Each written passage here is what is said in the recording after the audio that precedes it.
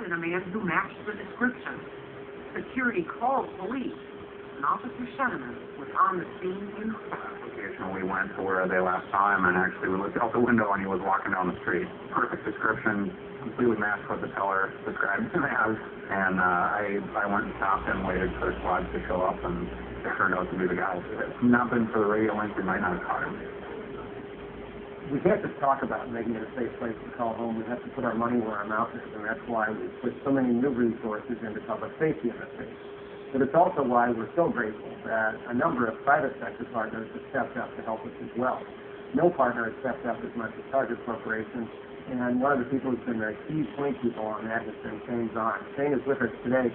Shane has just come on as a new employee of the Downtown Improvement District. You tell us a bit about how you began working with us when you used to work at Target. Yeah, I was working with Target Corporation in a department called Asset Protection or Security Agreement within Target. And I was approached by Target. We started a Safe City initiative benchmarked out of the UK onto the camera system 5 years ago with Deputy Chief Rob Allen and different initiatives. This is really when Target came forward and helped us fund these safety cameras downtown. Absolutely.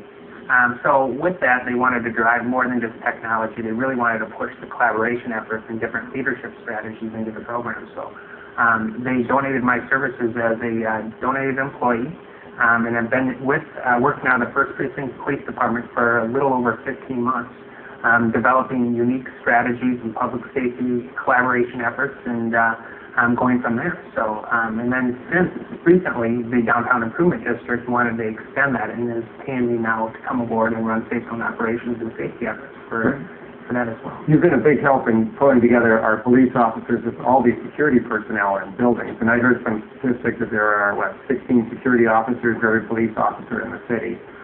We have a huge network of people out there. Now they're all on a common radio channel. But I was really impressed by what you're doing in the back room here at the 1st Precinct. Tell us a little bit about that. Yeah, you know, over the 5 years, we've collected a lot of technology resources such as camera equipment and surveillance tools, radio link communication tools, web tools, all these different initiatives. And really, we needed a place to centralize all this technology that we've gathered over the years. And technology is great, but also you need a resource for communication efforts coming in and out as well. And one of our biggest milestones is not just technology, it's the collaboration. People coming to the table that want to make a difference. And I think that's the biggest thing that's really turned our initiatives around. Is that when we started this, we thought it was really benchmarking off the technology and different things, but we really started looking at the collaboration efforts. The public sector is working with the private sectors in unique ways that we've never done before. So in real terms, I walk into that room in the back and I see a desk where someone will sit and the public safety ambassadors out on the street, and they can call there and find out how to... A lot of times it's hospitality, driving, different things like that. But if somebody walks up to a safety ambassador and has a question, and they can call into this room? They can call into this room. They'll use resources such as Google or any other resources they can, and it's amazing to watch how fast they can find the information. And you know, most commonly calls are, you know, where to find this location, or what is a good restaurant to eat at, some different things like that. So, but then that's tied in with our security people as well. Exactly, because they now have access to the camera systems, the radio link collaborative, which is both 43 security teams that are private security teams linked through a common radio called Radio Link. Now we've been trying to make sure we crack down on curfew and truancy so we can get kids at that first sign of that risk behavior. You told me a great story about how that helps with that truancy. Yeah, you know, when we first initially started Radio Link, we looked at more of a reactive mode. You know, if something were to happen, like U.S. Bank or some other bank was robbed, we'd react to it with the radio link resources and the cameras. Now we're looking at proactive ways to use this technology. So a good example is we did a truancy blitz last winter, this spring, and we went after truants during a certain hour and really organizing with the police department on a really aggressive truancy identification process. Using the radio link to communicate when we were doing it, selecting a date out of a month, and then going after resources such as private security teams that will use their camera surveillance equipment, their staffing. The first day that we did this, we had over 25 truant contacts within 3 hours.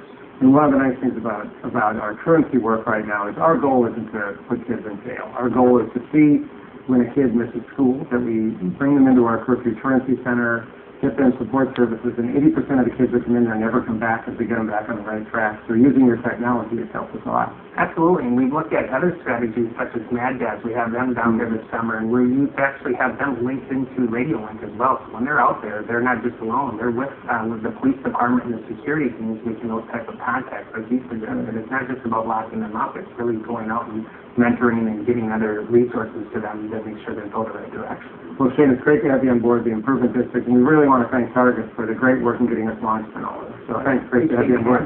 Good.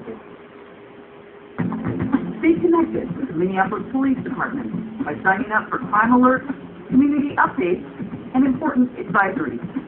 Signing up is easy. Just go to mixie.com and click on Register Now.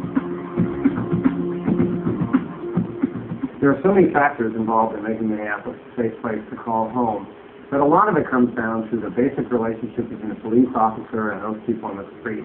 Nothing more important than the relationship between the police and our young people. And I'm here with two of my favorite cops, Mike Christian, Mark Kluko, who have really deserve a lot of credit for building relationships with young people. Mike and Mark I've known for